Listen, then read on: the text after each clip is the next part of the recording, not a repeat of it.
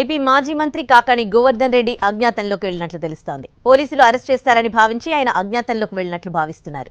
తాటిపర్తిలోని Rustom mines లో అక్రమ mining కు సహకరించారని కాకాణిపై ఆరోపణలున్నాయి.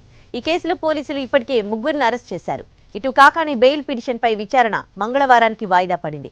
వరుస సెలవులు రావడంతో పోలీసులు అరెస్ట్ చేస్తారని భావించి కాకాణి గోవర్ధన్ రెడ్డి అజ్ఞాతంలోకి వెళ్లిపోయినట్లు తెలుస్తోంది.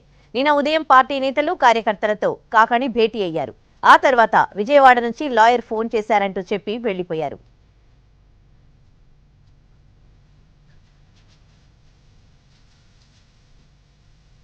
ఏపీ మాజీ మంత్రి కాకాణి గోవర్ధన్ రెడ్డి అజ్ఞాతంలోకి వెళ్లినట్లు తెలుస్తోంది. పోలీసులు అరెస్ట్ చేస్తారని భావించి ఆయన అజ్ఞాతంలోకి వెళ్లినట్లు భావిస్తూ ఉన్నారు. పూర్తి డీటెయిల్స్ ని మా ప్రతినిధి అమర్ ఫోన్లో అందిస్తారు. అమర్,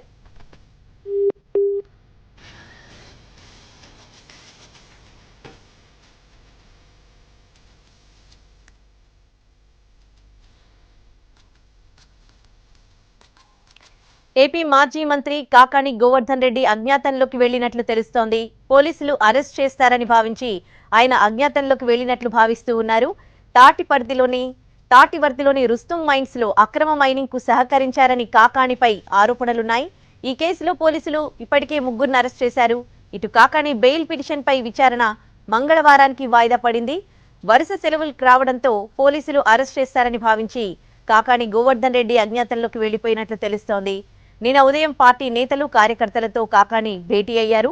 ఆ తర్వాత విజయవాడ నుంచి లాయర్ ఫోన్ చేశారంటూ చెప్పి వెళ్లిపోయారు.